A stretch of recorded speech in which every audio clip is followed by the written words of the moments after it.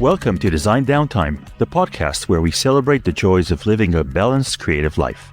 I'm your host, Guy Siegel, a design director in Toronto, Canada, and I invite you to join me on this journey as we redefine what it means to be a successful design professional. Let's break free from the shackles of hustle culture and embrace the full spectrum of human experience, because life is too precious to be spent only in pursuit of productivity.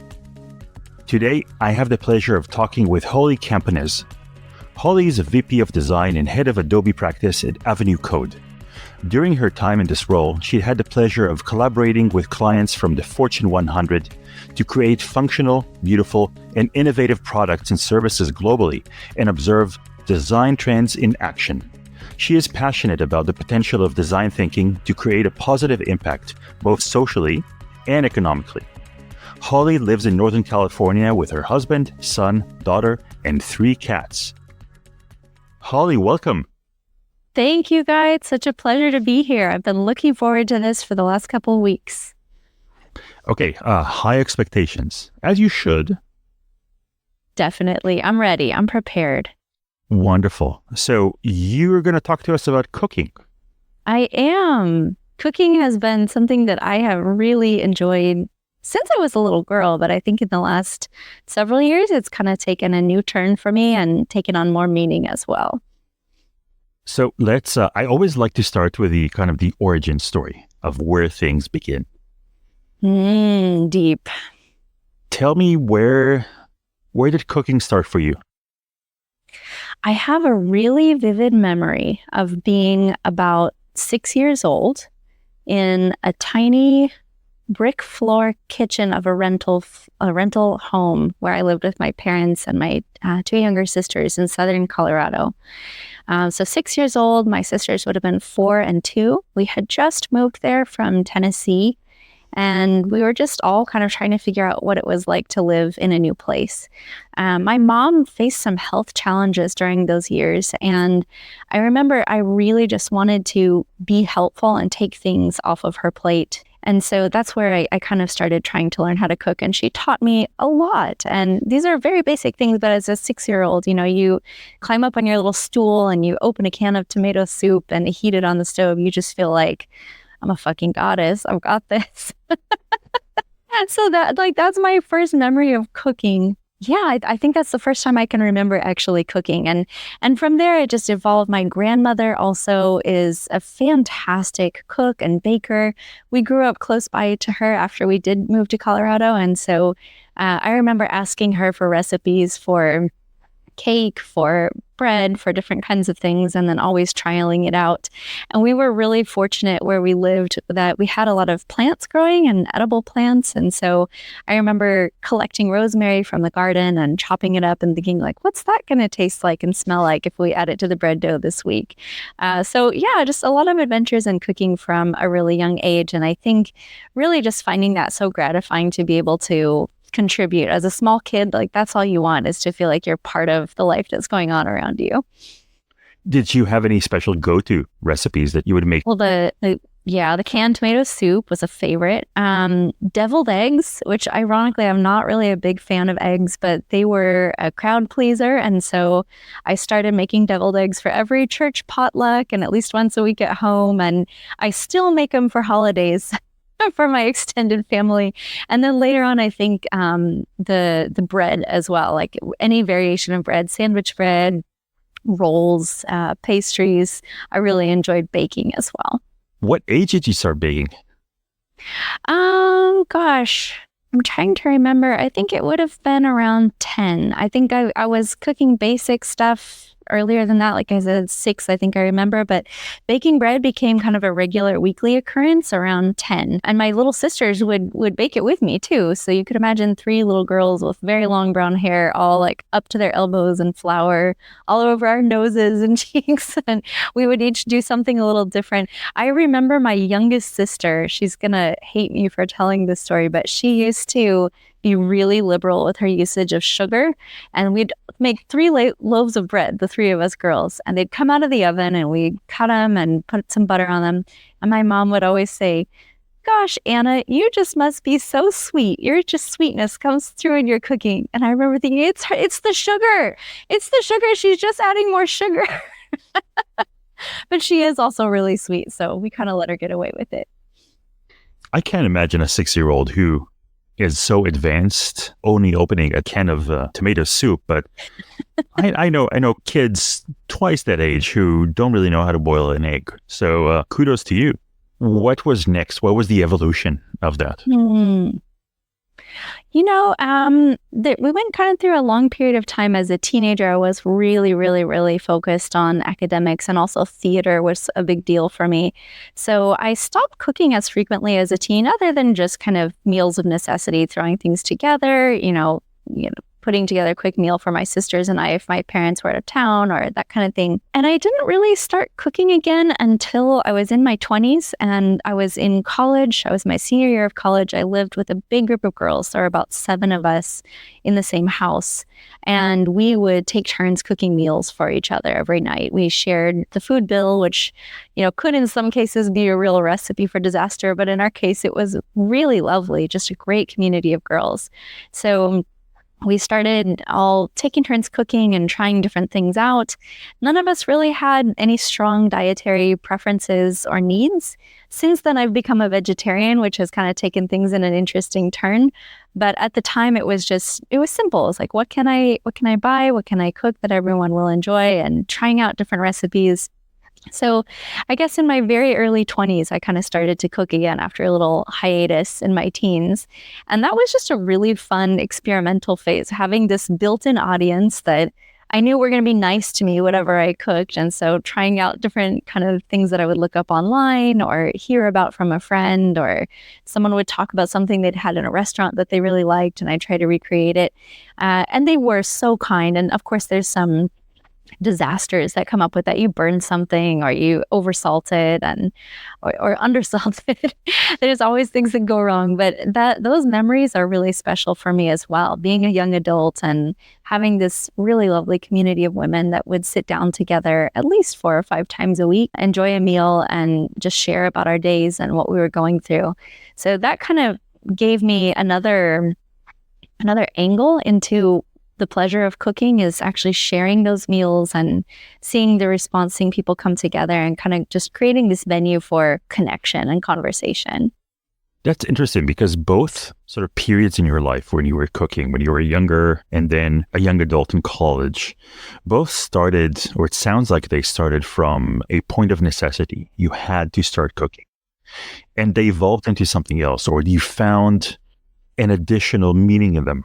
What was the difference? I mean, looking back, what was the difference between cooking for your family as a child versus cooking within that community you found in college? The thing that actually stands out to me at first is the similarity. I think in both cases, there was a real pleasure of contributing something back to the little community, whether it was my immediate family as a kid or in my early 20s, this community of women that I lived with. I think there was just such a pleasure of providing a service, of doing something that I knew was going to bring pleasure and enjoyment to the people around me, and hopefully make their lives a little bit easier in the process too.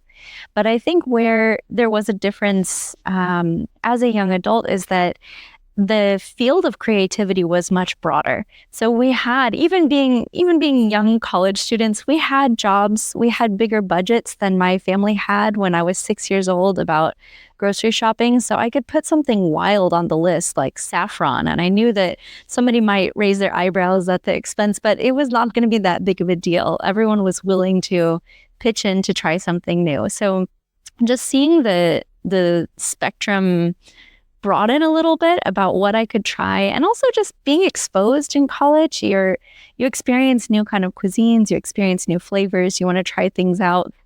Was very different from rural Colorado, where the Safeway might not even, Safeway's the regional grocery store, might not even carry some of those ingredients. So I think it just was a broader palette to play with, honestly. And of course, when you're in your 20s, you got the added fun of wine and liquor being part of the menu and the pairings and all that. So that just automatically makes for a really fun time. you're cooking in college. I'm assuming, as you said, your palate is growing, and the not only the ingredients that you have available for you, but also the types of dishes you're cooking. What are the new additions to the Holly recipe book at that time? Oh, great question. I think by that point, I had really kind of become known for my pies. So I always loved baking. Even as a teenager, I didn't stop baking. And that was something really special because my dad and my grandma are fantastic pie makers. And so every year for every major holiday, we would make pies, and I would watch them like a hawk to see, oh, how did they slice those apples? Should I be slicing mine thicker or thinner? How long did they cook them? Should I use more butter or oil in this? And how cold should the water be when I pour it in? So I just would study everything that they did to try to recreate their pies because they were fantastic. And that's an ongoing family tradition to this day of pie making together.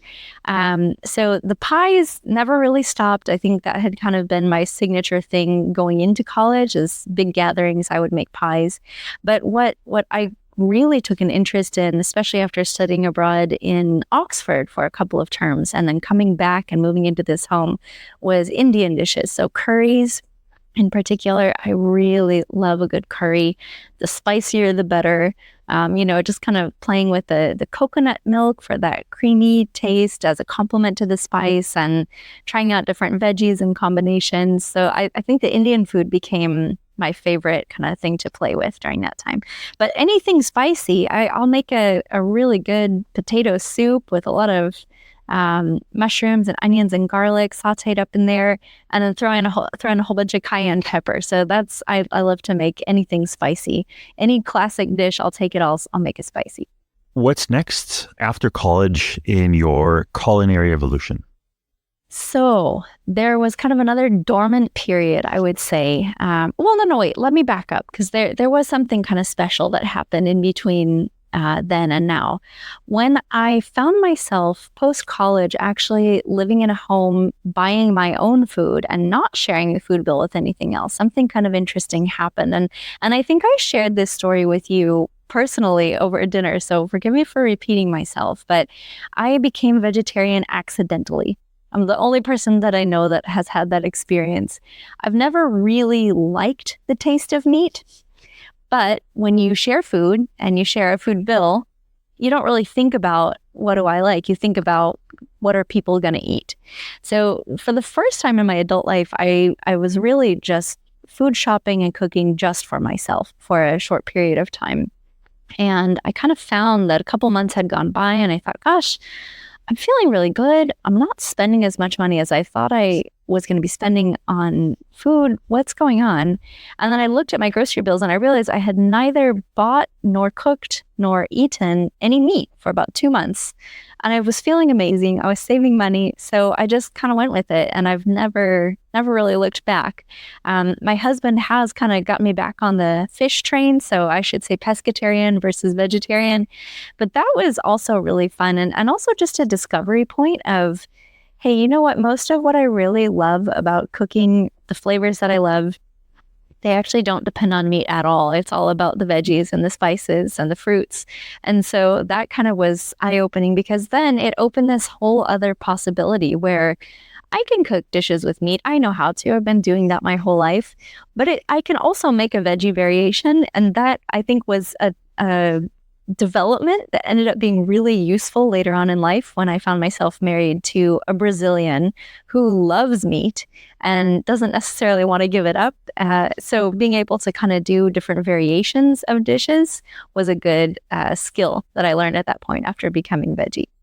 Again, we're seeing a certain pattern here where you're having these points of evolution at certain times of your life. You know, the childhood time, the college, then moving to your own place and starting your life as an independent adult. When is the next point? Yeah. So I think what's so interesting about that last point is that it was the first time that I was not cooking primarily for anybody besides myself, right? So as a young kid, it was about the family. in my early 20s, it was about this community of women that I worked with and lived with. And then living on my own for the first time and becoming vegetarian and really just cooking for myself was such a fun experience. And then the next kind of point that I would look at would be now in my 30s, I started really experiencing some health issues. I was in a really challenging job that was not design related, by the way. I was working for a retail real estate company that will remain unnamed. I was working about 80 to 90 hours a week. I was never not on duty. I was taking calls, answering emails 24/7. I used to get to the parking lot and just sit in my car trying to work up the courage to go inside and just be shaking there, you know? So that was a low point where I was not cooking. I was not eating well. It was whatever was available, whatever mall food court vendor was open early or open late. That was kind of what I was living off of at the time. And between the stress and the poor diet and the only exercise being really mall walking on repeat, I just got to a place where my health was not great. I started having some hormonal imbalances. I started having chronic back pain. I wasn't able to sleep very well. It just was a pretty low point in general for my health. And that really had me start looking at food differently, looking at food as medicine.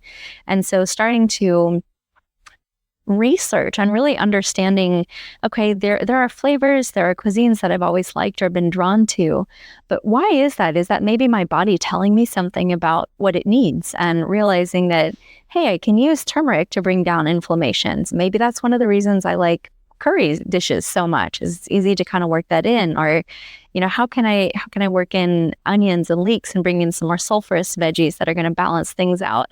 So those were learnings that started to fascinate me, just in terms of trying to find like the keys and clues to restoring my own health. Well, I got out of that job. I found design. I fell in love with design. I work in design. It's still challenging and hard, but in other ways, right? And so what I realized is that food really can be restorative and it can be regenerative. That was awesome knowledge, but I will say I didn't do a whole lot with that until my son was born. And when your first kid is born, you just want to do everything right. You don't want to let anything cross their lips that might be less than ideal. So when he started on solids, and my poor daughter, it's a completely different story now. I'm like, here's a pizza crust, gnaw on that for a little while.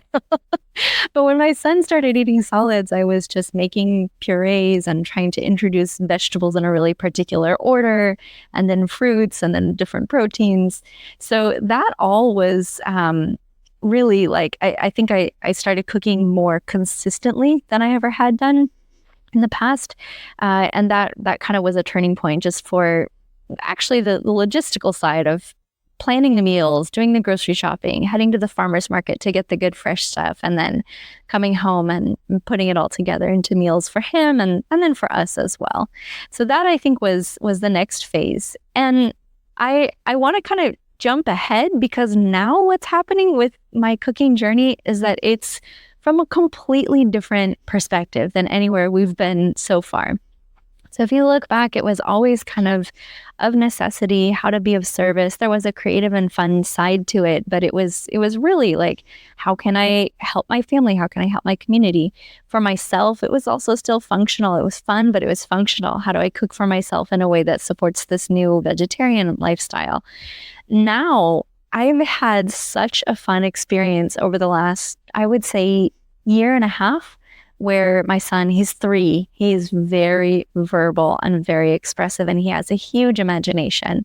So the way that we cook now, of course, there's the day-to-day, let's make sure everybody's eating a somewhat balanced diet and grocery shop and cook accordingly. But now what we'll do, we'll read a book and he'll see something, or we'll be somewhere and he'll see something at a restaurant. Or even he's got these little flashcards that he likes to study about different numbers and letters. He'll see a picture on a flashcard and he'll say, "Mama, can we cook that?"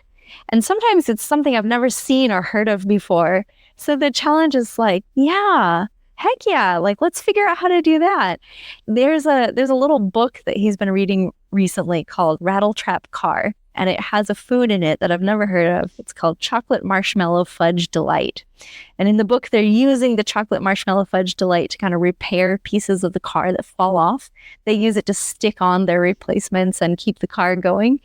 So he got really interested in chocolate marshmallow fudge delight. And he said, I want to make that. Mama, can we make that? He said, I have no idea what that is, but okay. So figuring out how are we going to do that? What's the size? What's the consistency?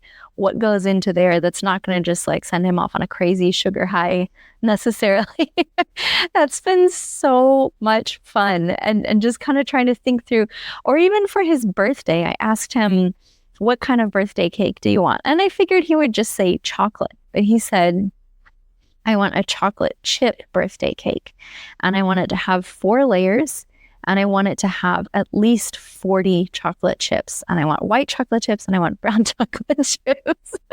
And that was a new challenge for me. I never baked a chocolate chip cake before. And you can't really, because the chocolate chips sink to the bottom of the batter. So you have to find a way to like use different stabilizers in the batter to make it heavy enough, but still fluffy enough that the chocolate chips won't sink. So it's been so imaginative and so not from a place of necessity that I'm just like having my mind blown about how fun and creative it can be when a 3-year-old gives you a challenge of, I want to cook X, Y, and Z. What have you got for me? How do we make this happen? So that's just been awesome. That's great. I love how food takes shape and meaning according to sort of what you need it to do for you in certain times of your life. Oh, that's such a great observation. Yeah, because it was kind of like, I guess in the first instance, it meant contribution. It meant being an important part of something. And then it evolved to being fun and something I did for myself as self-care, and then medicine and healing, and then providing for the family. And now just this completely joyful, unnecessary creative outlet that involves a lot of chocolate chips and marshmallows. So let's say I'm coming over for dinner. What would be your showcase dinner? Oh, okay. How much notice do I have? Do I know you're coming? Is it like same day or like, hey, I'm popping over? Or is this like I have weeks to plan something? I'm giving you 2 weeks. 2 weeks? Yes. Okay. Oh, it's really hard because to be fair, I think the thing that our family has become known for is really more something that my husband cooks and I'm the sous chef, and that's the Camponez family pizza. It is a very particular pizza that we over time have crafted to include all of our favorite ingredients. So if you're a pizza guy, if you're coming over on a Friday, it is hands down going to be pizza night. And that's our family thing. Arthur, my son, makes the pizza dough with Hanan on Thursday. So the night before, they do a double rise. They mix it all just right. Arthur reminds us never to forget the garlic powder. That's a really important part of the pizza crust. And then we spend Friday afternoon kind of chopping up the ingredients together and laying everything out, grating the cheese. And the ingredient combination, it sounds a little funky, but I swear it's really good. So going back to the vegetarian days, think about, I know this is controversial. I like pineapple on pizza. So if you think about a Hawaiian pizza, but then you're going to take out the Canadian bacon, how do you put something that is like meaty and salty and has that good umami flavor? It's green olives. So we do pineapple and green olives. My husband's from Brazil, so they like really creamy, dairy heavy kind of toppings. There's a cheese where he's from called requeijão, and we don't have it in the US. However, cream cheese is a pretty good approximation. So the crust is actually stuffed with cream cheese, and then there's additional cream cheese that gets layered over the top. The boys do put Canadian bacon on their half of the pizza. And then, of course, it's got to be spicy, right? So a lot of red chili flakes on top. Top it with olive oil, another good Brazilian thing. And then I'll do a sprinkle of Parmesan on the top too. So that's become really special as a tradition for us. And if you like pizza, if you're coming over on a Friday, it's got to be pizza. But if we're going to go a little fancier, I think we also do a really good pan-fried salmon paired with risotto and wine from our favorite Napa Valley winery. Okay, now I'm really hungry. Me too. I'm really hungry now. You got to come over. We got to make this happen. That's a deal. Toronto's not that far. Do you have any dishes that are kind of like your great white whale? Yeah. And it's embarrassing to admit this because I make this at least weekly and I still feel like I just cannot nail it. Pancakes. I don't know why. The simple pancake eludes me. I've always had issues with it. Like it's either they're not fluffy enough or they get burned on the outside and not cooked through, or they don't adhere and they just like turn into this sticky mess. It should be so simple, but it's my Achilles heel, the pancake, the simple pancake. Yet to knock it out. I'll share with you my recipe. Tell me. Yeah, I'll give it to you afterwards. It's Oh, I thought you were going to deliver it here for the whole world. No, it's a secret recipe. All right. That makes it more special. How is your family when it comes to trying all those different spices and flavors? Are they do they cooperate? Some better than others. My husband is the pickiest eater of the family, so I joke with him that he's got the palate of a 2-year-old. He hates cumin, which is one of my favorite spices for savory dishes. Hates. Also, just physically cannot tolerate any kind of green pepper, whether it be a bell pepper, hatch pepper, chili relleno, and I'm from southern Colorado, northern New Mexico. That's like, we don't do anything without green chilies in it.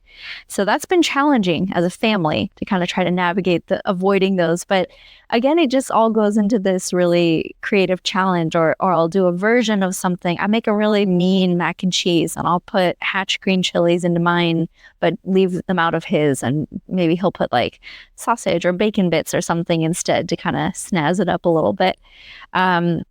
My son is going through a typical toddler phase where if it doesn't have chocolate chips or marshmallows, he's not really all that into it. My daughter is 8 months old today, in fact, and she will eat anything and love it and like sob when it gets taken away from her. So the bigger challenge with her is just to keep her from choking on anything. But so far, everything we've thrown at her, she's been a really big fan. So I'm excited to share more of my cooking with her, and I'll just pray that phase hangs on a little longer with her. We started this conversation with you as a young child, 6-year-old. Now you're a mother. You have 2 kids. How do you see, your love of food and cooking being passed on to them? That's such a great question. I think as a parent, you never know what your kids are picking up that you're throwing down, good or bad. You just pray that they're going to pick up more of the good than the bad. And I think when it comes to cooking, I guess I hope, and I journal every day with this hope and this intention that my kids will feel how very loved they are. And I hope that me cooking for them is one of the ways that comes through. And I also hope that as they grow, that they will see it as not just a chore, something that has to be done or something just functional, but I hope that they will get to experience that same joy that I did in my early 20s of sitting down to a meal together that somebody prepared. If it sucks, laughing about that as a family, as a team, and just like the joy and the connection that it can bring, and how creative it is when you do just get in the kitchen and look around and think, what am I going to do with what I've got? And I hope that it brings them fulfillment. I hope that it makes them feel proud of themselves and capable. I got to also share this story because my husband makes so much fun of me. I always tell him, I don't cook as much as I'd like to, but every time I cook, I remember what a damn good cook I am. And he always answers and says, yeah, and every time you cook, you tell me what a damn good cook you are. But if it's true, it's true. And I guess I want that for my kids. I hope that they get in the kitchen and whatever comes out as an outcome, that they can look at that and be like, I'm really good at this. I'm really capable. I can do challenging things and I can have fun with it. So I guess I hope a lot for them now that I'm talking about it. But yeah, I do want all of that because I think food can be such a fun medium for self-expression and for creativity, and then for creating connection with other people. And I hope that they get to experience all of that. That is such a lovely sentiment. Holly, where can people find you?